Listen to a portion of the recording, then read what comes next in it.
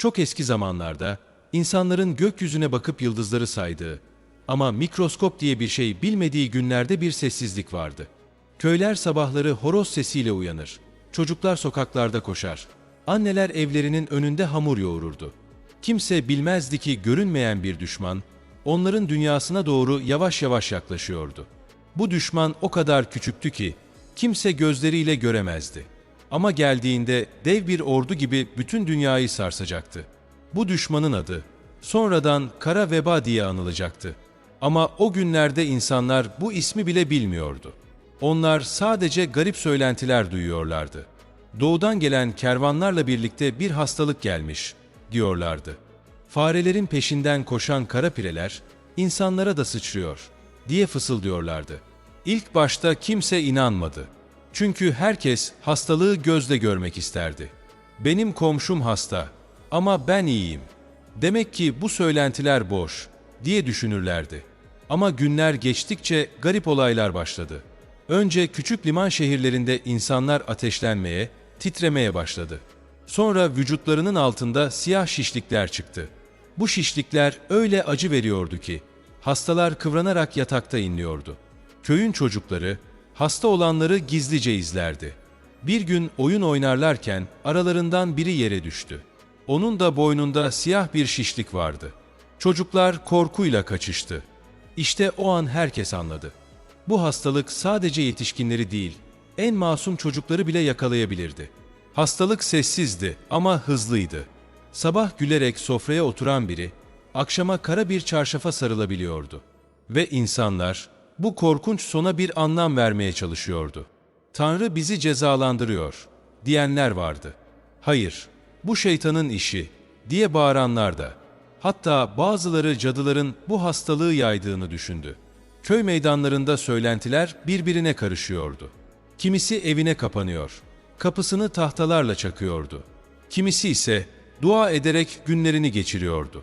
Ama ne dua, ne kilise çanı, ne de güçlü surlar bu hastalığı durduramıyordu.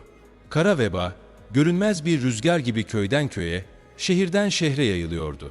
İlk başlarda herkes bunun geçici olduğunu sandı. Ama günler, haftalar geçti. Hastalık azalmadı, aksine büyüdü. Sokaklarda çan sesleri çoğaldı. Çünkü her gün yeni cenazeler vardı. Toprak kokusu, duman kokusu ve ölüm kokusu birbirine karıştı. İnsanlar artık sabah uyandıklarında ilk olarak şunu düşünüyordu: bugün acaba sıra bana mı gelecek?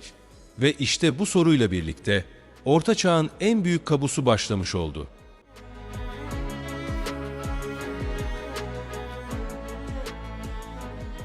Köylerde fısıltılar çoğaldıkça insanların kalplerindeki korku büyüyordu. Daha dün birlikte oyun oynadıkları bir çocuk, bugün yatağında kıvranıyordu. Dün kahkahaları göğe yükselen gençler, bugün sessizce toprağın altına bırakılıyordu. İnsanlar anlam veremiyordu. Bu nasıl bir hastalıktı ki bir gün gülen yüzleri, ertesi gün cansız bir gölgeye çeviriyordu. Hastalık köylerle sınırlı kalmadı. Önce küçük liman şehirlerine ulaştı. Çünkü kervanlarla gelen mallar, tüccarlarla birlikte hastalığı da taşıyordu. Fareler gemilerin karanlık ambarlarından kaçıyor. Üzerlerindeki pireler insanlara bulaşıyordu. İnsanlar bunu göremiyordu ama hastalık görünmez ellerle kapı kapı dolaşıyordu. Şehirlerde panik başladı. Dar sokaklarda çan sesleri hiç eksik olmuyordu. Çünkü her gün onlarca, bazen yüzlerce kişi sessizce hayatını kaybediyordu. Evlerin kapıları üzerine kara işaretler çiziliyordu. Bu, içeride bir hastanın olduğunu gösteriyordu. O evlere kimse yaklaşmıyordu.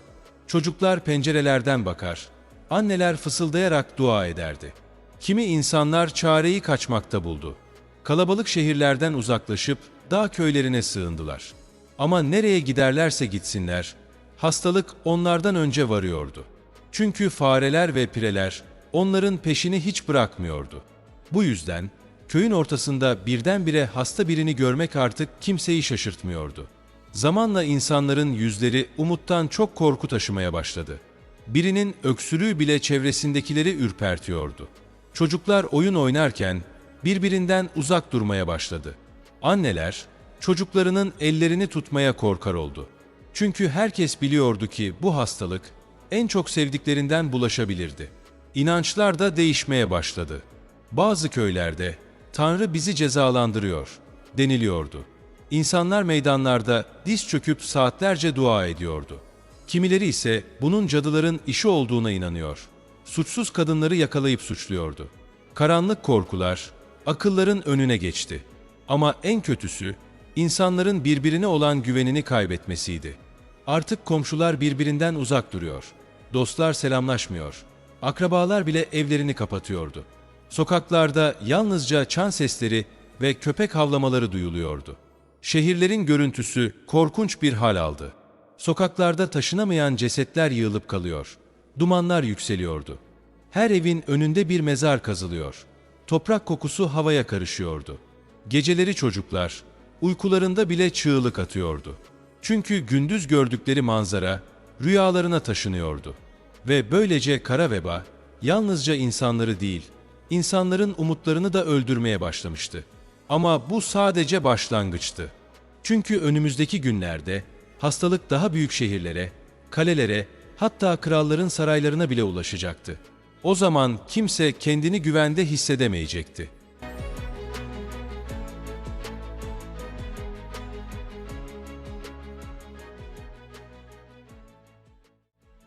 Bir zamanlar şehirlerin sokakları gürültüyle, pazar yerleri bağırışlarla, kahkahalarla dolup taşardı. Ama kara veba kapıya dayandığında o sesler birer birer yok oldu. İnsanlar artık konuşmaktan bile korkuyordu. Çünkü konuşmak, nefes almak, yan yana durmak, ölümün gölgesini çağırabilirdi. Evlerin pencereleri kapatıldı. Sokaklarda artık sadece çıtırtılar duyuluyordu. Farelerin tırnak sesleri, uzaklardan gelen öksürükler ve kiliselerin çanları. O çanlar bir ölüm haberi daha geldiğinde çalardı. Çocuklar çan sesini duyduğunda annelerine sarılır. "Anne, sıra bize gelecek mi?" diye fısıldardı. Anneler cevap veremezdi. Çünkü onlar da bilmiyordu. Şehirdeki sessizlik, insanların kalbindeki korkunun aynasıydı. Her kapının ardında gizlenmiş bir sır vardı. Bazı evler günlerce açılmazdı. Sonra kapı kırılır ve içeride yalnızca sessiz bedenler bulunurdu. Kimi zaman tüm aile aynı odada, sanki birlikte uyuyormuş gibi yan yana yatardı. Ama gözleri açıktı. Çünkü bu uyku bir daha uyanılmayacak kadar derindi. Papazlar sokaklarda dualar okuyarak dolaşırdı. Ellerinde kutsal su şişeleri, dillerinde Tanrı'dan merhamet isteyen sözler. Ama dualar bile gökyüzüne ulaşmadan boğuluyor gibiydi. Çünkü insanlar ilahi sözlerden çok öksürüklerin yankısını duyuyordu. Çocukların oyun alanları şimdi mezarlara dönüşmüştü. Şehirlerin etrafındaki boş araziler kazılmış, toplu mezarlar açılmıştı. Bir köşede hala çiçekler vardı. Ama onların kokusu bile hastalığı saklayamıyordu. Çiçeklerin arasında dolaşan siyah gölgeler adeta toprağın altından yükseliyordu. İnsanlar birbirine güvenmeyi unuttu. Komşular kapılarını birbirlerine açmaz oldu. Çünkü kim hasta, kim sağlıklı artık bilinmiyordu. Bazen hasta olanlar gizlenir. Son nefeslerini vermek üzereyken bile kimseyi yanına çağırmazdı. Sessizlik, acının ortak dili olmuştu. Bir çocuk, annesinin elinden tutarak mezarlığın yanından geçerken şöyle dedi: "Anne, bu kadar insan toprağın altında nasıl nefes alıyor?" Anne gözlerini kapattı, başını öne eğdi. Çünkü ne söylese yalan olacaktı. Tek gerçek şuydu: kara veba nefesi kesiyor, şehri karanlığa gömüyordu. Ve böylece şehir, sessizliğin en ağır türüyle tanıştı. Artık kahkahalar, şarkılar, oyunlar değil, yalnızca ölümün ayak sesleri yankılanıyordu.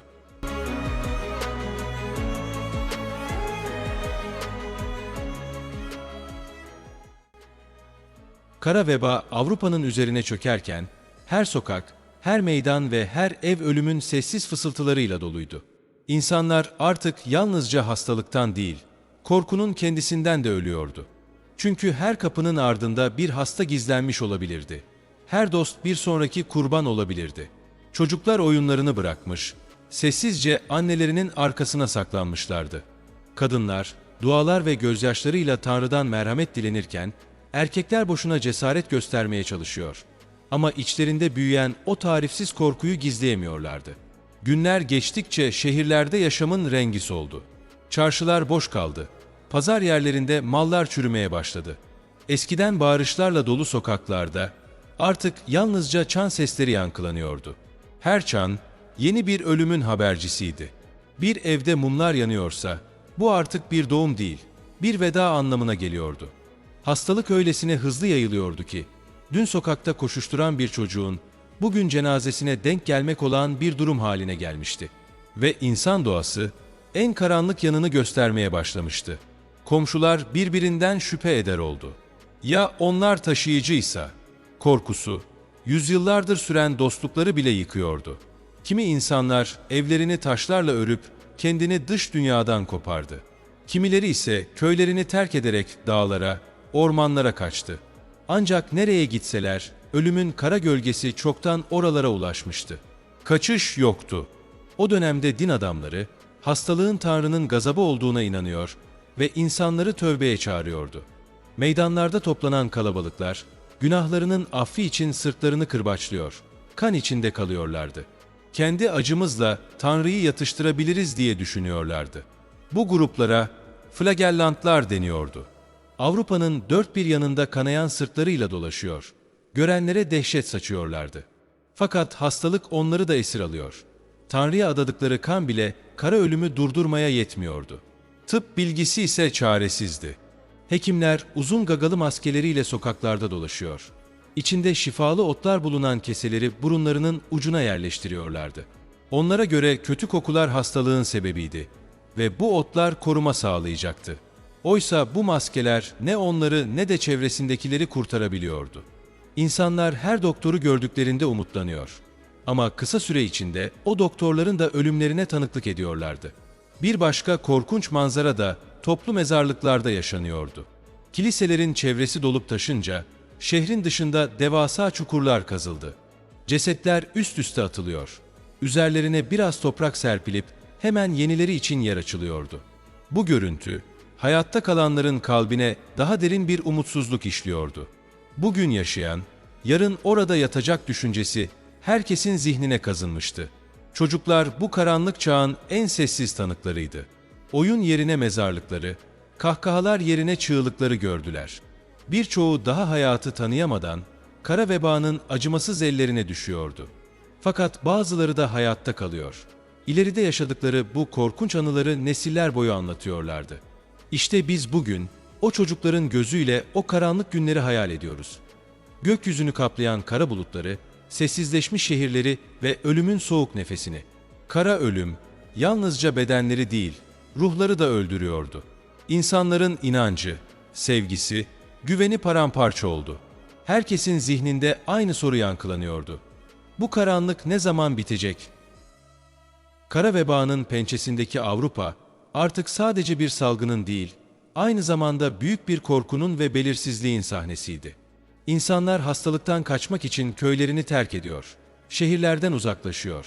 Bazen dağların derinliklerine sığınıyordu. Ancak ölüm, nereye gitseler onları takip ediyordu.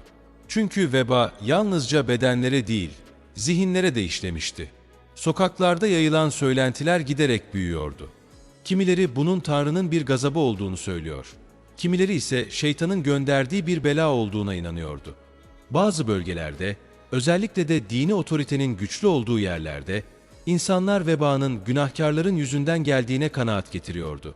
Bunun üzerine günah keçisi arayışa girildi. Önce yabancılar, sonra farklı dinlere mensup olanlar, daha sonra ise cadı olduklarına inanılan kadınlar suçlandı. Çaresizlik büyüdükçe suçlamalar daha da acımasızlaşıyordu. Çocuklar bu olanları anlamlandıramıyordu. Bir sabah annesini kaybeden bir çocuk, akşamına babasının da hastalanıp titreyerek yere düştüğünü görüyordu. Küçük yürekler korkuyla çarpıyor. Sıra bize ne zaman gelecek? Sorusu gözlerinden okunuyordu. Köy meydanlarında bir zamanlar yankılanan kahkahalar, yerini hıçkırıklara ve fısıltılarla edilen dualara bırakmıştı. Köylüler arasında kara kargaların ötüşü bile kötüye yorulmaya başlamıştı.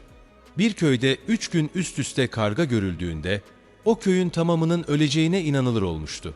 Böyle batıl inançlar, insanların korkularını daha da körüklüyordu. Bir evde bir mum söndüğünde, O evden biri yarına çıkmayacak deniliyordu.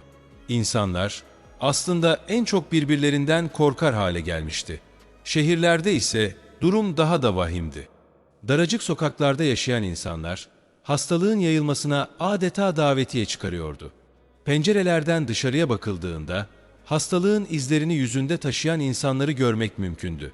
Solgun, ateş içinde yanmış gözler, morarmış dudaklar ve halsiz bedenler gündelik hayatın parçası olmuştu. Cesetler, sokaklardan geçerken taşıyan arabaların üzerinde üst üste yığılmış haldeydi. Bu manzarayı gören bir çocuk, bir ömür boyu gözlerini kapatsa bile unutamıyordu. Ama bütün bu karanlığın içinde bir umut arayışı da vardı. Bazı köylerde insanlar kendi ilaçlarını yapmaya çalışıyordu. Bitkiler kaynatılıyor, tütsüler yakılıyor, sarımsak ve soğanla dolu keseler boyunlara asılıyordu. Evlerin önüne dikenli dallar konuyor, kötü ruhların içeri girmesi engellenmeye çalışılıyordu. Bazı anneler, çocuklarını korumak için onlara muska yazdırıyor, boyunlarına takıyordu. Ve elbette her şeyin çözümünün duada olduğuna inananlar vardı. Kiliseler, küçük şapeller, manastırlar insanlarla doluyordu. Rahipler Tanrı'ya yalvarıyor. Günahların affı için gece gündüz dualar ediliyordu. Ancak ironik olan şu ki, kalabalık bir şekilde bir araya gelen insanlar, farkında olmadan vebanın yayılmasını daha da hızlandırıyordu. Bu dönemde yolculuk eden seyyahlar da yaşadıkları dehşeti yazıya döktüler. Günümüze kadar ulaşan kroniklerde bütün şehir sessizliğe bürünmüştü. Yalnızca çanların sesi duyuluyordu diye satırlar bulmak mümkün. Çanlar bir ölümün daha habercisiydi. Ve o çanların sesi insanların uykularına kadar giriyor, kabusların içine sızıyordu. Kara vebanın gölgesinde hayatın her alanı değişmişti. Ticaret yolları boşalmış, panayırlar iptal edilmiş, düğünler yapılmaz olmuştu. İnsanlar artık en basit şeyleri bile kutlamaktan korkar hale gelmişti. Çünkü mutlulukla başlayan her şey, ertesi gün hüzünle sona erebilirdi.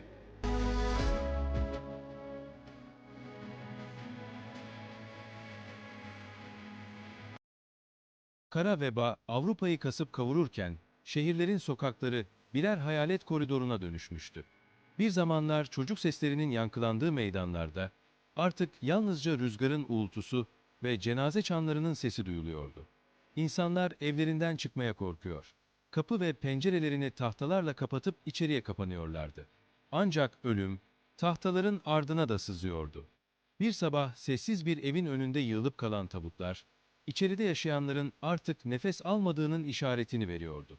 Komşular, cesaret edemedikleri için kapıları çalmıyor. Sadece bir haç işareti yapıp yollarına devam ediyorlardı. Çaresiz kalan halk, kiliselerde toplanıp dualar ediyor. Günahlarının affedilmesi için gözyaşlarıyla yalvarıyordu. Bazı rahipler, Tanrı'nın bu felaketi insanların günahları yüzünden gönderdiğini söylüyor ve toplulukları tövbe etmeye çağırıyordu. Geceleri köy meydanlarında mum ışığında düzenlenen ayinlerde insanlar diz çöküyor. Dualar yükselirken içlerinden bazıları kendilerini kamçılarla cezalandırıyordu. Vücutlarında derin izler bırakan bu kamçılar, sanki günahların acısını bedenlerinden söküp atacaklarına inanılan bir umut kırıntısıydı. Ancak ne dualar, ne de kanla yoğrulan tövbeler vebanın önünde durmaya yetiyordu. Birçok bölgede insanlar şifacılara başvuruyordu. Bitkilerden, taşlardan, hatta hayvan organlarından hazırlanan ilaçlar, umutla tüketiliyor ya da yaralara sürülüyordu. Bazı şifacılar sirkeyle yıkanmayı öneriyor. Bazıları ise vebanın kötü kokulardan kaynaklandığını savunarak tütsüler yakıyordu. Kimi evlerde odaların köşelerine soğan ve sarımsak asılıyor. Pencerelerden dışarı keskin kokular yayılıyordu. Çocuklar bu kokuların arasında uyumaya çalışıyor. Anneler ise dua ederek onların başucunda sabahlıyordu. Kara veba yalnızca bedenleri değil, ruhları da tüketiyordu. İnsanlar komşularına bile şüpheyle yaklaşmaya başlamıştı. Bir selamlaşma, bir sarılma, hatta aynı sofraya oturmak bile ölümün davetiyesi sayılıyordu. Hastalık bulaşır korkusuyla, hasta düşen aile bireyleri odalara kilitleniyor. Kapı aralığından yemek bırakılıyordu. Bazı anneler, hasta olan çocuklarının yanına girmekten çekiniyor. Onları uzaktan seyretmek zorunda kalıyordu. Bu çaresizlik, insanların kalbinde onulmaz yaralar açıyordu. Ve tam bu karanlığın içinde, umut ışığı gibi beliren bazı kahramanlar vardı. Rahipler, şifacılar ve gönüllüler, ölüm korkusuna rağmen hastaların yanına gidiyor. Son nefeslerini verenlerin ellerini tutuyordu. Onlar için kurtuluş çoğu zaman mümkün değildi ama yalnız ölmemek belki de en büyük teselliydi. Bu insanların cesareti, toplumun diğer bireylerine de güç veriyor. En azından insanlığın tamamen yok olmadığını hatırlatıyordu. Ancak ne kadar cesaret gösterilirse gösterilsin, ölümler azalmıyor. Hatta gün geçtikçe artıyordu. Her yeni gün, yeni tabutlar, yeni mezarlar demekti. Kara veba, adeta karanlık bir gölge gibi şehirden şehre yayılıyor. Hiçbir sınır tanımıyordu. İnsanlar artık gökyüzüne bakıp tek bir şey soruyordu. Bu kabus ne zaman bitecek? Kara veba artık Avrupa'nın dört bir yanında neredeyse her evin kapısını çalmıştı. İnsanlar o kadar büyük bir korkuya kapılmışlardı ki hasta olan aile üyelerini bile odalara kapatıyor. Yanlarına gitmeye cesaret edemiyorlardı. Bir baba çocuğunun ateşler içinde yandığını duyuyor. Ama kapının önünde diz çöküp yalnızca dua edebiliyordu. Anne bebeğinin ağlamasını odanın içinden işitiyor ama elleri kapı koluna gitmiyordu. Çünkü biliyordu ki kapıyı açarsa kendisi de aynı akıbeti yaşayabilirdi. Bu çaresizlik, insan kalbinin en derin yarasıydı. Şehirlerin sokaklarında artık yabancılaşma hakimdi. Daha önce birbirine sarılarak selamlaşan komşular, şimdi karşılaştıklarında hızla başlarını çeviriyor. Hatta yolun karşısına geçiyorlardı. İnsanların yüzlerinde maskeler yoktu ama gözlerinde derin bir korku vardı. Kimse kimseye yaklaşmıyor, dokunmuyordu. Sanki vebadan daha öldürücü olan şey yalnızlıktı. Çocuklar oyun arkadaşlarını göremiyor. Evlerinin avlularında sessizce oturuyorlardı. Kahkahaların yerini kulakları delen bir sessizlik almıştı. Evlerin pencerelerinden bakıldığında görünen manzara da ürperticiydi. Sokaklarda dolaşan siyah pelerinli veba doktorları, uzun gagalı maskeleriyle neredeyse karabasan gibi görünüyordu. Ellerinde tuttukları sopalarla hastaları işaret ediyor. Cesetleri gömmek için gelenlere yön gösteriyorlardı. Maskelerinin içine ot, lavanta ve sirke koyarak kendilerini korumaya çalışıyorlardı. Çocuklar bu doktorları gördüklerinde korkudan annelerinin eteklerine sarılıyor, gözlerini kapatıyorlardı. Bu sırada bazı şehirlerde insanların birbirine olan güveni tamamen yıkılmıştı. Bazıları hastalığın kaynağını başkalarında arıyor, farklı olanı suçluyordu. Yabancılar, seyyahlar, hatta başka inançtan olanlar bile günah keçisi ilan ediliyordu. Çoğu kez suçsuz insanlar, kalabalıkların öfkesinden kurtulamıyordu. Çığlıklar, suçlamalar, haksız cezalar. Tüm bunlar, zaten kırılgan olan insan ruhunu daha da karartıyordu. Ama bütün bu kargaşanın içinde, yine de küçük umut kıvılcımları vardı. Bazı köylerde insanlar dayanışmayı bırakmıyor. Hastalara yemek götürüyor. Onları uzaktan da olsa kolluyordu. Bir anne, komşusunun çocuğunu pencereden su kabıyla uzatıyor. Bir ihtiyar, ekmeğini ikiye bölüp sessizce kapı önlerine bırakıyordu. Küçük iyilikler, büyük bir karanlığın içinde parlayan yıldızlar gibiydi.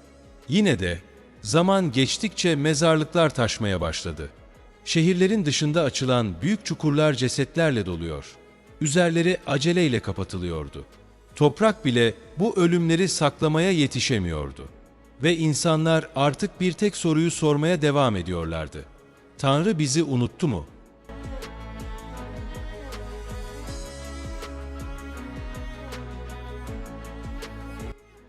Kara vebanın gölgesi büyüdükçe Avrupa'nın şehirleri koca mezarlıklara dönmüştü.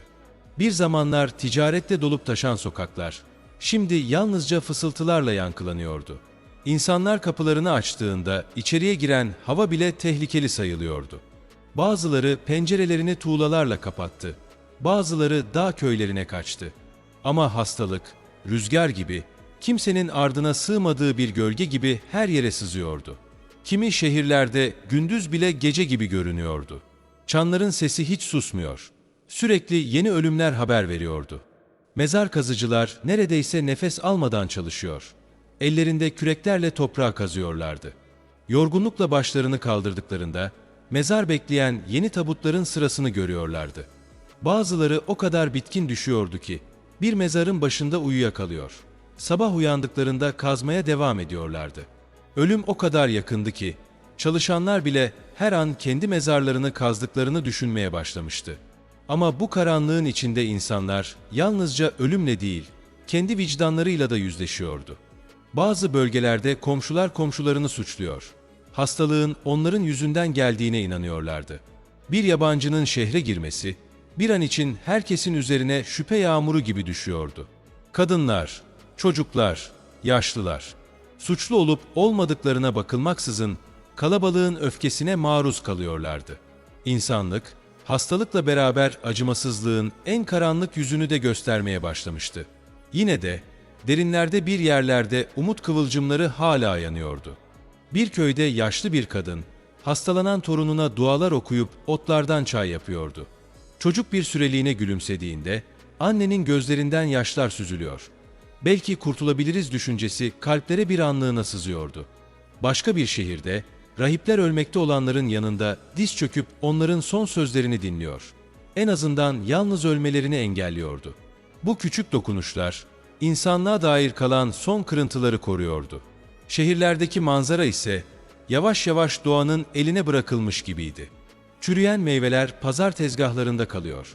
Sokaklarda dolaşan köpekler sahipsiz kalmış evlerin kapılarında uluyordu. Fareler, insanların terk ettiği sokakları dolduruyordu. Çocuklar pencerelerden dışarı baktıklarında, eskiden kalabalıklarla dolu olan sokaklarda yalnızca hayvanların dolaştığını görüyorlardı. Bu görüntü, onlara dünyanın sonu gelmiş gibi hissettiriyordu. Ve yine en büyük sessizlik çocukların sesinde hissediliyordu. Çünkü oyun oynamayı unutan, gülemeyen, yalnızca korkuyla büyüyen çocuklar vardı. Bir baba, oğluna uyumadan önce masal anlatmaya çalışıyor. Ama kendi gözyaşlarını saklayamıyordu. Masalın kahramanı prensesi Vederha'dan kurtaran cesur şövalye değil, hastalıktan ailesini korumaya çalışan bir adam olmuştu artık. Çocuk, masalı dinlerken bile karanlık düşüncelerle uyuyordu. Kara veba, yalnızca bedeni değil, hayalleri de öldürüyordu. İnsanlar artık geleceği düşünemiyor, yalnızca bugünü atlatmaya çalışıyordu. Ama her gecenin sabahı olurdu, değil mi? İşte bu inanç hala küçücük bir mum gibi yanmaya devam ediyordu. Belki bir gün bu kabus sona erecek ve insanlar yeniden şarkı söyleyecekti. Geceler artık daha karanlık, gündüzler ise daha sessizdi. Kara veba öyle bir gölge gibi yayılmıştı ki, şehirlerde hayat tamamen durmuştu. Bir zamanlar cıvıl cıvıl seslerle dolu olan sokaklarda, yalnızca rüzgarın uğultusu duyuluyordu.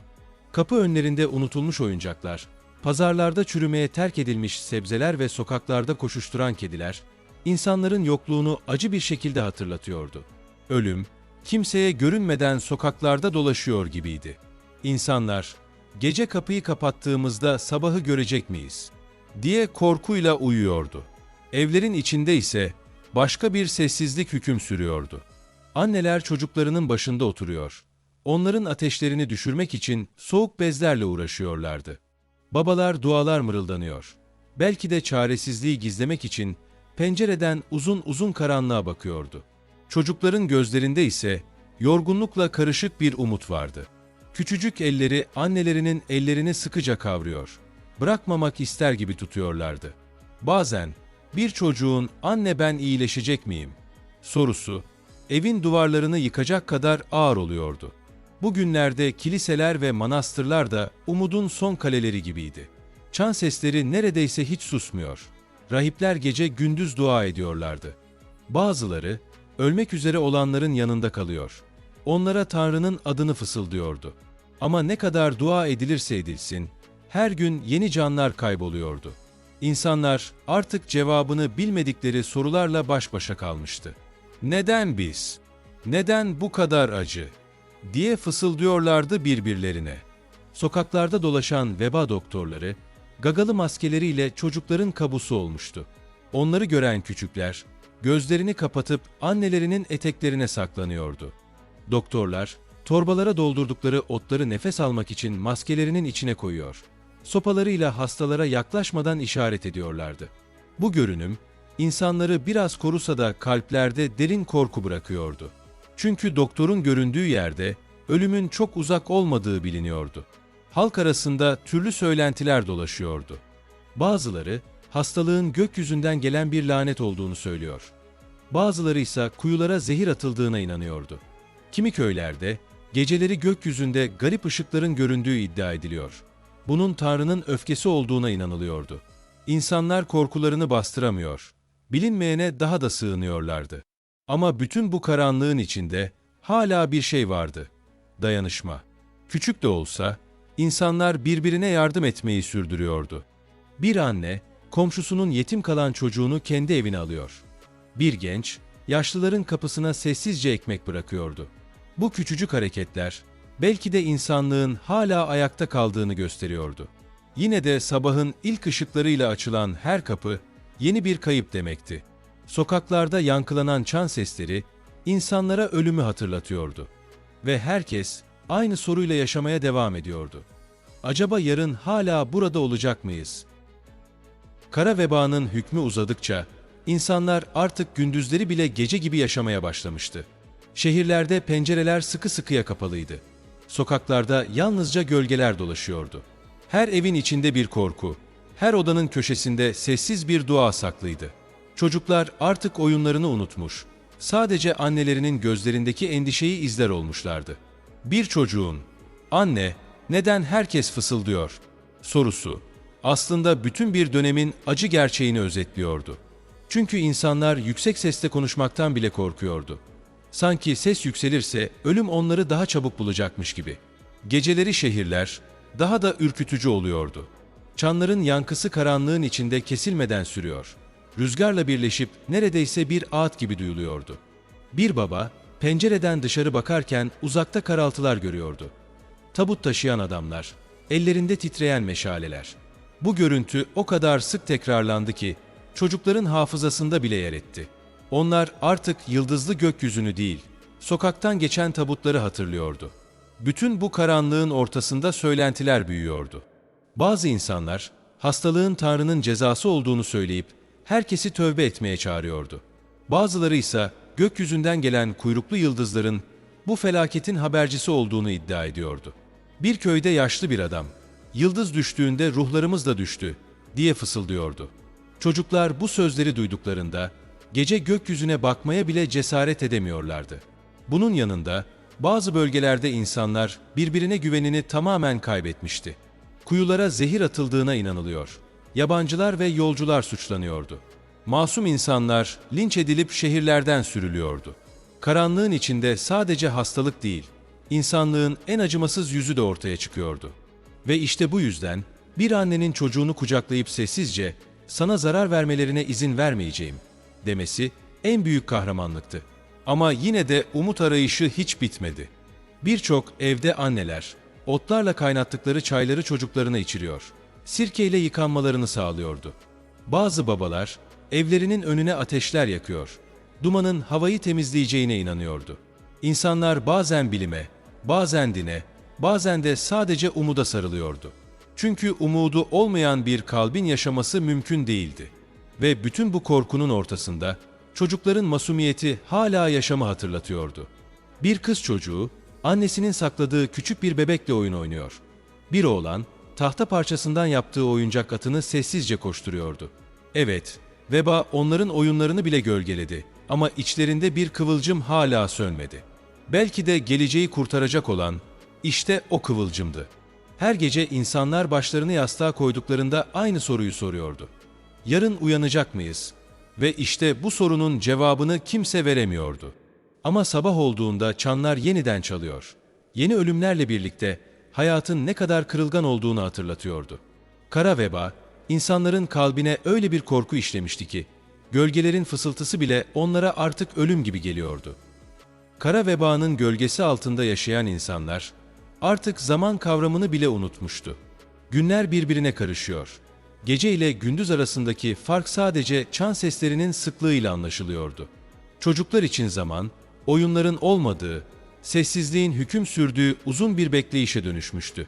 Anneler, onların gözlerindeki ışığın sönmemesi için ellerinden geleni yapıyordu. Bir anne, çocuğuna küçük taşlardan hayali bir oyun kuruyor. "Bak bu taş şövalye, bu taş prenses" diyerek hayal kurmalarını sağlamaya çalışıyordu. Çocuk gülümsediğinde bir anlığına da olsa dışarıdaki karanlık unutuluyordu. Şehir meydanlarında ise hayat bambaşka bir hale bürünmüştü. Bir köşede rahipler dualar ediyor. Diğer köşede şifacılar otlarla karışımlar hazırlıyordu. Bazı insanlar ateşin havayı temizlediğine inanarak sokaklarda büyük ateşler yakıyorlardı. Havaya yayılan keskin duman, hastalığı kovmazsa bile en azından kalplere çabalıyoruz hissini veriyordu. İnsanlar neyin doğru neyin yanlış olduğunu bilmiyorlardı. Ama hiçbir şey yapmadan oturmak daha da korkutucuydu. Bir yandan da söylentiler büyüyordu. Hastalığı kuyulara zehir atarak yaydılar diyenler, yabancıları suçluyordu. Masum insanlar, sırf farklı görünüyor ya da farklı konuşuyor diye toplumun öfkesine kurban gidiyordu. Çocuklar bu manzaraları gördüğünde kafaları daha da karışıyordu. "Anne, neden onları suçluyorlar?" Cevap vermek zordu. Çünkü korku, aklın önüne geçmişti. İnsanlar, korkularına bir düşman arıyorlardı. Bütün bu karanlığın içinde, yine de insanlığın ışığını yakanlar vardı. Bazı rahipler, hasta köyleri gezerek insanlara moral vermeye çalışıyor. Yanlarında yiyecek taşıyorlardı. Bazı kadınlar, ellerinde kalan son ekmekleri komşularıyla paylaşıyordu. Küçük bir lokma bile, açlık ve umutsuzluk içinde yaşayan bir aile için hayatın yeniden yeşermesi demekti. Ve işte bu küçük iyilikler, insanların birbirine tutunmasını sağlıyordu. Çocukların dünyasında ise bu iyilikler daha da güçlü bir yankı uyandırıyordu. Bir gün, bir rahip köy meydanına küçük bir tahta oyuncak getirmişti. Çocukların gözleri parladı. Korkunun içinde bile oyun oynamak için fırsat bulmuşlardı. Bir süreliğine çan sesleri unutuldu. Sadece kahkahalar yankılandı. İşte o an, herkesin gözlerinden yaşlar süzüldü. Çünkü bu kahkahalar, insanlığın hala kaybolmadığını hatırlatıyordu. Ama günler geçtikçe, yine acı haberler gelmeye devam ediyordu. Mezar kazıcıların elleri nasır tutmuş, yorgunluktan ayakta duramaz hale gelmişlerdi. Yine de kimse duramıyordu. Çünkü her gün yeni tabutlar hazırlanıyordu. İnsanlar bu tabloya baktıkça, umut ile korku arasında incecik bir çizgide yaşıyordu. Ve işte o ince çizginin üzerinde kalan en büyük soru şuydu: bütün bunlardan sonra biz nasıl yaşayacağız? İnsanlar yalnızca ölümden değil, geleceğin belirsizliğinden de korkuyorlardı. Çünkü kara vebanın ardından nasıl bir hayat kalacağını kimse bilmiyordu. Ama herkes bir gün yeniden güneşin doğacağına inanmak istiyordu. Kara vebanın en ağır günlerinden biri daha başlamıştı. Güneş doğmuştu ama şehirde ışık yoktu. Çünkü çan sesleri her şeyi gölgede bırakıyordu. Sabahın ilk ışıklarıyla birlikte büyük kiliselerin kulelerinden yükselen o derin ses bütün sokaklarda yankılanıyordu. Çanlar artık bayramı değil, ölümü haber veriyordu. İnsanlar bu sesi duyar duymaz içlerini bir korku kaplıyor. "Acaba bu sefer kim?" diye düşünüyordu. Çocuklar çan sesini işittiklerinde kulaklarını kapatıyor. Anneler onları kucaklarına alarak sakinleştirmeye çalışıyordu. Ama aslında en çok korkan annelerdi. Çünkü çanların hiç susmaması, umudun da yavaş yavaş yok olması demekti. Şehir meydanına çıktığınızda hayatın nasıl değiştiğini hemen görebilirdiniz. Bir yanda tabut taşıyan adamlar, diğer yanda ateşler yakarak havayı temizlemeye çalışan kalabalıklar vardı. İnsanlar birbirlerine yaklaşmaya bile cesaret edemiyor. Sadece uzaktan göz göze gelip başlarını eğiyorlardı. Eskiden dostane selamların, pazarlıkların ve kahkahaların olduğu meydan, şimdi fısıltıların ve hüzünlü bakışların mekanına dönüşmüştü. Çocukların gözleri bu yeni dünyayı anlamakta zorlanıyordu. Bir oğlan çocuğu, annesine "Anne, neden kimse oyun oynamıyor?" diye soruyordu. Anne cevap veremiyor. Sadece oğlunun saçlarını okşayıp gözyaşlarını saklamaya çalışıyordu. Küçüklerin dünyasında oyunlar ve masallar bir anda kaybolmuş. Yerini korku ve sessizlik almıştı. Evlerin içinde ise bambaşka bir mücadele vardı. Anneler hasta çocuklarının ateşini düşürmeye çalışıyor. Babalar dualarla ayakta kalmaya uğraşıyordu. Birçok evde pencere kenarlarına soğan ve sarımsak asılmıştı. Çünkü insanların çoğu hastalığın kötü kokulardan yayıldığına inanıyordu. Odalarda tütsüler yakılıyor, sirke kapları bırakılıyordu. Herkes bir şeyler yapmaya çalışıyordu. Ama en çok yaptıkları şey Tanrı'ya yalvarmaktı. Bazı şehirlerde ise farklı bir manzara vardı. Kimi insanlar hastalığın bir lanet olduğuna inanarak sokaklarda kendilerini kamçılıyordu. Kanayan sırtlarıyla "Günahlarımız affedilsin" diye bağırıyorlardı. Çocuklar bu manzarayı gördüklerinde korkudan gözlerini kapatıyor, annelerine sarılıyorlardı. Ama bu görüntü bile hastalığın önüne geçmeye yetmiyordu. Ölüm her köşede sessiz adımlarla dolaşmaya devam ediyordu. Ve bütün bunların ortasında mezarlıklar büyüyordu. Şehirlerin dışında açılan büyük çukurlar tabutlarla doluyor, üzerleri aceleyle kapatılıyordu. Mezar kazıcılar artık tükenmişti.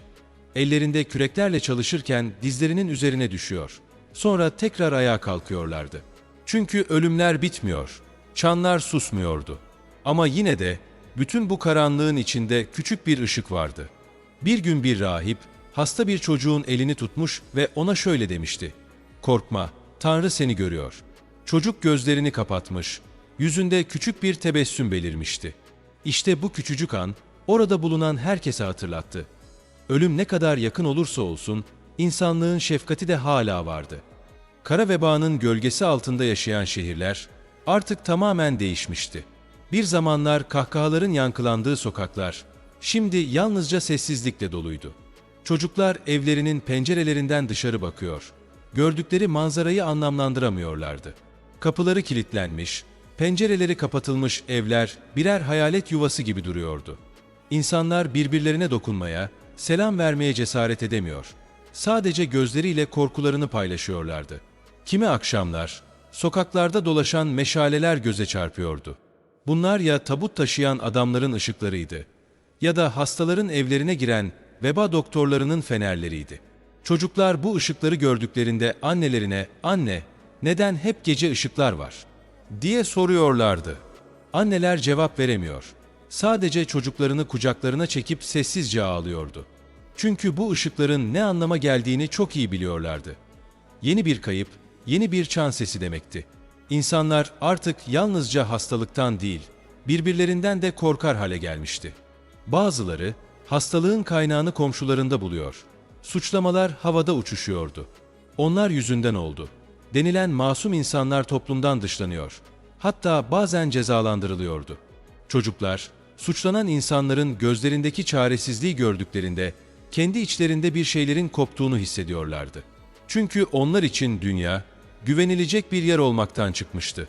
Ama bu karanlık günlerde hayatta kalmanın yollarını arayanlar da vardı. Birçok evde insanlar şifalı otlar kaynatıyor. Havaya kokular yaymak için tütsüler yakıyordu. Kimi pencerelerin önünde sarımsaklar asılıydı. Kimi evlerde ise sirke kapları bulunuyordu. İnsanlar her ne kadar işe yarayıp yaramadığını bilmeseler de bir şeyler yapmanın verdiği güvene sarılıyorlardı. Çocukların dünyasında ise umut bambaşka şekillerde yeşeriyordu. Bir köyde bir baba oğluna geceleri masal anlatmaya başlamıştı. Ama bu masallar artık ejderhalardan ya da prenslerden bahsetmiyordu. Masalın kahramanı, köyünü hastalıktan korumaya çalışan cesur bir adamdı. Çocuk, masalı dinlerken gözlerini kapatıyor ve hayalinde karanlıkla savaşan bir kahraman görüyordu. İşte o hayal, küçük kalplerde umut ışığını yakıyordu. Bazı şehirlerde ise rahipler ve gönüllüler, hastaların yanına giderek onların son anlarında yanında bulunuyordu. Ölümün soğuk sessizliği içinde bir elin sıcaklığı, bazen bütün korkuları susturabiliyordu. İnsanlar bu cesareti gördüklerinde, "Hala iyilik var" diye fısıldıyorlardı. Fakat bütün bu çabalara rağmen, sabahın ilk ışıklarıyla birlikte yine çanlar çalıyor. Yine mezar kazıcılar küreklerini toprağa vuruyordu. Ölüm her gün yeni kapılar çalıyor. İnsanlar her gün yeni kayıplar veriyordu. Ve bütün şehir tek bir soruyla yaşamaya devam ediyordu: bunun sonu ne zaman gelecek? Kara vebanın hükmü sürerken, şehirlerin geceleri artık karanlıktan çok daha fazlasını anlatıyordu. Geceleri sokaklara çıkmaya cesaret edenler, yalnızca meşalelerin ışığında hareket eden tabut taşıyıcılarını görebiliyordu. Daracık taş sokaklarda yankılanan ayak sesleri her evin içine kadar giriyor. Çocukların yorganlarının altında titremelerine sebep oluyordu. Anneler çocuklarını sakinleştirmek için masallar anlatıyor. Ama sesleri titriyordu. Çünkü onlar da biliyorlardı ki, ertesi sabah çanların sesi yine yükselecek ve yeni kayıplar haberi getirecekti. Şehirlerin meydanları, artık insanların toplandığı değil, ölümün gölgesinin en çok hissedildiği yerlerdi. Koca pazar yerleri boş kalmış. Bir zamanlar çiçek satan kadınların sesleri susmuştu. Masalarda çürümüş elmalar, ekmek kırıntıları ve üstlerinde dolaşan fareler kalmıştı geriye. İnsanlar, açlıkla mücadele ederken bile dışarı çıkmaktan korkuyordu. Açlıktan gözleri kararan bazı çocuklar pencerelerden pazara bakıyor. Ama anneleri onları tutup geri çekiyordu. Çünkü dışarı çıkmak neredeyse kesin ölüm anlamına geliyordu.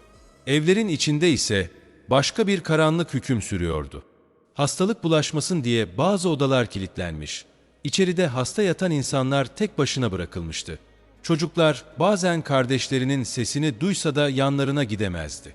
Bir kız çocuğu annesine yalvarıyordu. "Anne, kardeşimin yanına gideyim. Çok korkuyor." Anne gözyaşlarını saklamaya çalışarak başını sallıyor. "Hayır," diyordu. O an, anneler için en büyük acı, çocuklarını kucaklayamamak oluyordu. Rahipler hala meydanlarda insanlara umut vermeye çalışıyordu. Ellerinde haçlarla dua ediyor. İnsanlara sabır telkin ediyorlardı. Bazıları hastaların evlerine gidiyor ve onların yanında kalıyordu. Bu fedakarlık, halkın kalplerine küçük bir ışık gibi düşüyordu. Çünkü ölümün ortasında bile birilerinin cesareti hala ayakta kalmıştı. Ama söylentiler de hızla yayılıyordu. Kuyulara zehir atıldı diyenler, şehre yeni gelen yabancılara saldırıyordu. Bazı masum insanlar bu öfkenin kurbanı oluyordu. Çocuklar, meydanda suçlanan insanların çaresiz bakışlarını gördüklerinde dünyalarının güvenli olmadığını öğreniyorlardı. Artık sadece hastalıktan değil, insanların kendi acımasızlığından da korkuyorlardı. Bütün bu karanlığın içinde bazı küçük umut kırıntıları yine de parlıyordu. Bir baba, çocuğuna tahta parçalarından küçük bir oyuncak yapıyor. Bir anne, oğluna masal anlatıyordu. Rahipler bazen çocuklara küçük haçlar veya tahta oyuncaklar veriyordu. Bu küçücük hediyeler, çocukların gözlerinde büyük bir ışığa dönüşüyordu. Çünkü bir çocuğun gülümsemesi, bütün o sessizliği bir anlığına da olsa kırıyordu. Ama ertesi sabah olduğunda, yine aynı manzara karşılıyordu insanları. Tabut taşıyan adamlar, kazılan yeni mezarlar ve hiç susmayan çan sesleri. Herkes, "Bu geceyi atlattık ama yarın ne olacak?" sorusuyla yaşıyordu. Ve işte kara vebanın insanlara öğrettiği en ağır ders buydu. Hiçbir şeyin garantisi yoktu. Kara vebanın gölgesi artık yalnızca şehirlerin sokaklarını değil, insanların kalplerini de ele geçirmişti. Geceleri uyanan çocuklar, dışarıdan gelen fısıltıları ve ayak seslerini dinliyor. Bazen de uzaklardan yükselen ağlama seslerini işitiyorlardı. Anneler onları sakinleştirmek için sarılıyor. "Her şey geçecek," diyordu. Ama aslında kendileri de bu sözlere inanmıyordu. Çünkü ölüm, kapıların önünde, pencerelerin ardında sessizce dolaşmaya devam ediyordu. Şehir meydanları artık korkunun merkezi haline gelmişti. Eskiden kalabalık pazarların kurulduğu yerlerde, şimdi yalnızca boş tabutlar, yanmış meşaleler ve insanların bıraktığı eşyalar vardı. Bir köşede terk edilmiş bir çocuk oyuncağı, diğer köşede yere düşmüş bir ekmek parçası. Hepsi, hayatın nasıl yarım kaldığını anlatıyordu. Çocuklar bu manzaraları gördüklerinde, gözlerinde büyüyememiş bir dünyanın izleri kalıyordu. Birçok insan çaresizlik içinde farklı yollar arıyordu. Şifacılar, bitkilerden çaylar hazırlıyor. Odalarda tütsüler yakıyorlardı. Kimileri sirke ile yıkanmanın hastalığı kovacağına inanıyordu. Bazı evlerde anneler, pencerelere sarımsak asıyor. Çocukların başucuna küçük şifalı taşlar koyuyordu. Hiçbiri kesin çözüm değildi ama bu küçük çabalar insanlara elimden geleni yaptım hissini veriyordu. Belki de en büyük teselli buydu. Ancak karanlığın başka bir yüzü daha vardı. İnsanlar korkularını bastıramadıkça birbirlerine saldırmaya başladılar. Yabancılar, seyyahlar ve farklı inançlara sahip olanlar günah keçisi ilan edildi. Meydanlarda haksız yere suçlanan insanların çığlıkları yankılanıyordu. Çocuklar bu çığlıkları duyduğunda kulaklarını kapatıyor. Ama kalplerinde derin yaralar açılıyordu. Çünkü artık sadece hastalık değil, insanların adaletsizliği de onları korkutuyordu. Tüm bu kargaşanın ortasında yine de umut ışıkları vardı. Rahipler ve gönüllüler, hastaların yanına gidip onlara son nefeslerinde eşlik ediyordu. Bir anne kendi ekmeğini ikiye bölüp komşusuna veriyor. Bir baba yetim kalan çocuğu evine alıyordu. Bu küçük iyilikler umutsuzluğun üzerine serpilen su damlaları gibiydi. İnsanların kalplerinde hala iyilik olduğunu gösteriyordu. Çocukların dünyasında bu iyiliklerin etkisi daha da büyüktü. Bir köyde rahip çocuklara küçük tahta haçlar dağıtmıştı. Çocuklar onları oyuncak gibi saklıyor. Bu beni koruyacak diye inanıyordu. Korkunun içinde bile bir tebessüm herkese yeniden umut veriyordu. Çünkü bir çocuğun gülümsemesi bütün karanlığı delip geçebilecek kadar güçlüydü. Ama sabah olduğunda çanlar yine çalıyordu. Mezar kazıcılar yeni çukurlar açıyor. Tabutlar birbiri ardına gömülüyordu. İnsanlar her yeni günün yeni bir kayıp getireceğini biliyordu. Ve yine aynı soruyla yaşamaya devam ediyorlardı. Bu kabus ne zaman bitecek? Kara vebanın en karanlık günlerinde evlerin kapıları ardına kadar kapanmıştı. İnsanlar birbirine yaklaşmaya cesaret edemiyor. Hastalık bulaşır korkusuyla en yakınlarını bile yalnız bırakıyordu. Bir evin içinde hasta yatan bir çocuk vardı. Sesi odanın duvarlarından yankılanıyordu. Küçük kız ağlıyor. "Anne, beni bırakma," diyordu. Ama annesi kapının ardında dua ediyor. İçeri girmeye cesaret edemiyordu. Çünkü içeri girse belki de kendisi de aynı sonla yüzleşecekti. İşte bu çaresizlik insanların kalplerini paramparça ediyordu.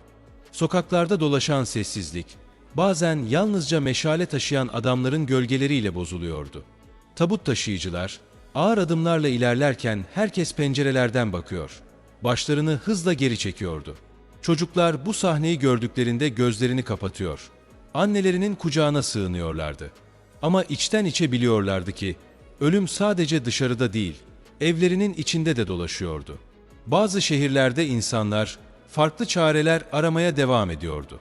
Kimileri ellerinde otlar ve tütsülerle sokaklarda dolaşıyor. Kötü ruhları kovmaya çalışıyordu.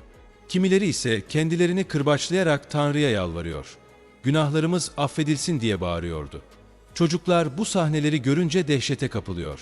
Geceleri kabuslar görüyordu. Çünkü onların dünyasında oyunların, masalların yerini artık korku dolu görüntüler almıştı. Evlerin içinde ise başka bir dram yaşanıyordu. Bir anne hasta oğlunun başında sabahlıyor. Küçük bir umut için sürekli dualar ediyordu. Babalar ise çaresizlikle pencereden dışarı bakıyor. Gökyüzünde Tanrı'dan bir işaret arıyordu. Bazıları kuyruklu yıldızların göründüğünü söyleyip bunun felaketin sebebi olduğuna inanıyordu. Çocuklar gökyüzüne baktıklarında yıldızları bile korkuyla izler olmuşlardı. Ama tüm bu korkunun içinde yine de küçük umut kıvılcımları parlıyordu. Bir köyde insanlar bir araya gelmiş, hasta olanlara yemek bırakmak için gizlice yardımlaşmışlardı. Kapıların önünde bırakılan ekmekler ve su kapları, açlıktan kıvranan aileler için bir kurtuluş gibi oluyordu. Çocuklar bu yardımları gördüklerinde yeniden gülümseyebiliyorlardı. Çünkü küçük bir iyilik bile karanlığın içinde büyük bir ışık oluyordu. Mezarlıklar ise her geçen gün büyüyordu. Şehirlerin dışındaki çukurlar tabutlarla doluyor. Üzerleri aceleyle kapatılıyordu. Mezarcılar yorgunluktan dizlerinin üzerine düşüyor. Sonra tekrar ayağa kalkıyordu. Çünkü ölüm bitmiyordu. Çanlar susmuyordu. Ve bütün bu korkunun içinde insanlar hala aynı soruyu soruyordu. Bundan sonra ne olacak? Gelecek artık belirsizdi. Çocuklar büyüyemiyor. Anneler umutlarını yitiriyor. Babalar çaresizliğiyle yüzleşiyordu. Ama herkesin kalbinin en derininde tek bir dilek vardı. Bu karanlık bir gün bitecek miydi? Kara vebanın pençesinde kıvranan şehirlerde artık herkesin yüzünde aynı ifade vardı. Yorgunluk ve korku. İnsanlar birbirlerine bakıyor ama konuşmaya cesaret edemiyordu. Çünkü her kelime sanki ölümü davet edecekmiş gibi ağır geliyordu. Çocuklar pencerelerden dışarıyı izliyor. Sokaklarda dolaşan tabut taşıyıcılarını görüyordu. Ellerindeki meşaleler karanlığı aydınlatıyor. Gölgeler taş duvarlara vuruyordu. Küçük gözler bu sahneyi unutamıyor. Geceleri uykularında bile aynı görüntüleri görüyordu. Evlerin içinde de manzara farklı değildi. Çoğu aile hasta olan sevdiklerini odalara kapatmış, onları yalnız bırakmıştı. Kapıların ardında fısıldayan dualar içeriye ulaşmıyordu. Bir kız çocuğu annesine, "Anne, kardeşime sarılamaz mıyım?" diye sorduğunda, annenin gözlerinden yaşlar süzülüyordu. Çünkü cevabı biliyordu. Hayır. İşte bu hayır. Bütün annelerin kalbinde derin yaralar açıyordu. Şehir meydanlarında insanlar farklı çarelere yöneliyordu. Kimileri otlarla karışımlar yapıyor. Sokaklarda tütsüler yakıyordu. Dumanlar yükseliyor. Keskin kokular havaya karışıyordu. Bazıları ise hastalığı kovmak için büyük ateşler yakıyor. Dumanın kötü ruhları uzaklaştıracağına inanıyordu. Çocuklar bu ateşlerin etrafında korkuyla oturuyor. Alevlerin kıvılcımlarına bakarak sanki büyülenmiş gibi susuyordu. Ama korku yetmezmiş gibi söylentiler de büyüyordu. Kuyulara zehir atıldı diyenler şehirdeki yabancılara saldırıyordu. Suçsuz insanlar kalabalıkların öfkesinden kurtulamıyordu. Çocuklar bu sahneleri gördüklerinde güven duyguları tamamen parçalanıyordu. Çünkü artık sadece hastalık değil, insanlığın karanlık yüzü de onları tehdit ediyordu. Rahipler ve gönüllüler hala insanlara umut vermeye çalışıyordu. Bazıları hastaların yanına gidiyor. Son nefeslerinde ellerini tutuyordu. Bazıları çocuklara küçük tahta oyuncaklar dağıtarak onların gözlerinde ışık yakıyordu.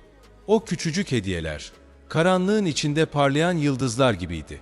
Bir çocuğun gülümsemesi, bazen bütün bir köyün kalbine umut verebiliyordu. Ama bütün bu küçük iyilikler bile ölümleri durdurmaya yetmiyordu. Sabah olduğunda çanlar yeniden çalıyor. Tabutlar sokaklarda taşınıyordu. Mezarcılar elleri nasır tutmuş şekilde çalışıyor. Yorgunluktan yere yığılıp tekrar kalkıyorlardı. Ölüm, her gün yeni kapıları çalmaya devam ediyordu. Ve insanlar her geçen gün biraz daha aynı soruya sarılıyordu. Bu kabus ne zaman bitecek? Cevap yoktu. Tek bildikleri, güneşin yeniden doğsa bile karanlığın hala peşlerini bırakmadığıydı. Çocuklar, anneler ve babalar. Herkes sessizce Tanrı'ya bakıyor ve içlerinden fısıldıyordu. Bizi unutma. Kara vebanın gölgesi uzadıkça şehirlerde zaman durmuş gibiydi. İnsanlar artık günleri değil, çan seslerini sayıyordu. Her çan sesi yeni bir kaybın habercisi, her suskunluk ise bir sonraki ölümün habercisi gibiydi. Çocuklar bu sesleri duyduklarında annelerinin kollarına sarılıyor. "Anne, çanlar neden hiç susmuyor?" diye soruyorlardı. Anneler, gözyaşlarını saklamak için başlarını yana çeviriyor. Ama kalplerinde aynı sorunun cevabını arıyorlardı. Evlerin içinde başka bir sessizlik hakimdi. Çoğu aile, küçük odalarda dua ederek sabahlıyordu. Masalarda yarım kalmış yemekler, köşelerde tütsüler ve pencere önlerinde asılı sarımsaklar. Hepsi, çaresizliğin sessiz tanıklarıydı. Çocuklar odalarda oynayacak oyuncak bulamayınca, küçük taşları, sopaları ya da annelerinin anlattığı hikayeleri oyuna dönüştürüyorlardı. Karanlıkta bile hayal gücü onların en büyük sığınağı olmuştu. Ama dışarıda dünya çok daha korkutucuydu. Tabut taşıyıcılar sokaklarda ağır adımlarla ilerliyor. Meşalelerinin ışıkları taş duvarlara ürkütücü gölgeler düşürüyordu. Çocuklar pencerelerden onları izlediğinde uykularında aynı görüntüleri görüyordu. Kimi zaman bir çocuğun kabuslardan uyanıp çığlık attığı duyuluyor. Anneler onları sarılarak sakinleştirmeye çalışıyordu. Ama annelerin de gözleri aynı korkuyla doluydu. Kimi şehirlerde insanlar kurtuluşu büyük ateşlerde arıyordu. Meydanlarda odun yığınları yakılıyor. Dumanın havayı temizleyeceğine inanılıyordu. İnsanlar alevlerin etrafında dua ediyor. Ellerini göğe açıyordu. Çocuklar alevlere bakarken sanki kötü ruhların dumanla birlikte göğe yükseldiğini hayal ediyordu. Ama sabah olduğunda çanlar yine çalıyor. Yeni tabutlar yine taşınıyordu. Söylentiler de giderek büyüyordu. "Hastalığı komşularımız getirdi" diyenler masum insanlara saldırıyor. Yabancılar günah keçisi ilan ediliyordu. Bir köyde farklı inançtan olanlar meydanda suçlanmış, kalabalığın öfkesiyle karşı karşıya kalmıştı. Çocuklar bu manzarayı izlediğinde kalplerinde derin yaralar açılıyordu. Çünkü onlar için dünya artık güvenli değildi. Yine de bütün bu karanlık günlerde insanlık tamamen kaybolmadı. Rahipler, şifacılar ve gönüllüler, ölmek üzere olanların yanına gidip onların elini tutuyordu. Küçük çocuklara ekmek, oyuncak ya da sadece bir tebessüm vermek bile büyük bir iyilik sayılıyordu. Bir köyde yaşlı bir kadın, yetim kalan çocuğu yanına almış, kendi evladı gibi büyütmeye başlamıştı. Bu hikaye diğer köylere yayıldığında herkes bir nebze olsun umutlandı. Çünkü iyilik hala yaşıyordu. Ama umut ne kadar güçlü olursa olsun, ölümün adımları hala durmuyordu. Mezarlıklar dolup taşıyor. Yeni çukurlar kazılıyordu. İnsanlar gözlerini gökyüzüne kaldırıyor. Tanrı bizi ne zaman duyacak diye soruyordu. Çocuklar ise sadece tek bir şey istiyordu. Yeniden oyun oynayabilmek. Ve işte bütün bu karanlığın içinde umut sessiz bir nefes gibi insanların kalplerinde yaşamaya devam ediyordu. Çünkü ne kadar derin olsa da karanlığın içinde ışığı saklayan hep insanın kalbiydi. Kara vebanın en karanlık günlerinde şehirler artık tamamen sessizliğe gömülmüştü. Çocukların oyun sesleri, pazar yerlerinin kalabalığı, şarkı söyleyen gezginlerin neşesi, hepsi yok olmuştu. Sokaklarda yankılanan tek ses, mezar kazıcıların kürek darbeleriydi. Taş sokaklara düşen her darbe, sanki insanlığın kalbine vurulmuş bir çekiç gibiydi. Çocuklar bu sesleri duydukça annelerinin kollarına sarılıyor. "Anne, neden hep kazıyorlar?" diye soruyordu. Anneler cevap veremiyor. Gözlerini kapatıp derin bir nefes alıyordu. Çünkü cevabı söylemek bile acı vericiydi. Evlerin içinde umut kırıntıları hala canlı tutulmaya çalışılıyordu. Anneler çocuklarına küçük hikayeler anlatıyor. Babalar odun ateşinin başında masallar uyduruyordu. Ama bu masallar artık şövalyelerden ya da prenseslerden değil, hayatta kalmaya çalışan sıradan insanlardan bahsediyordu.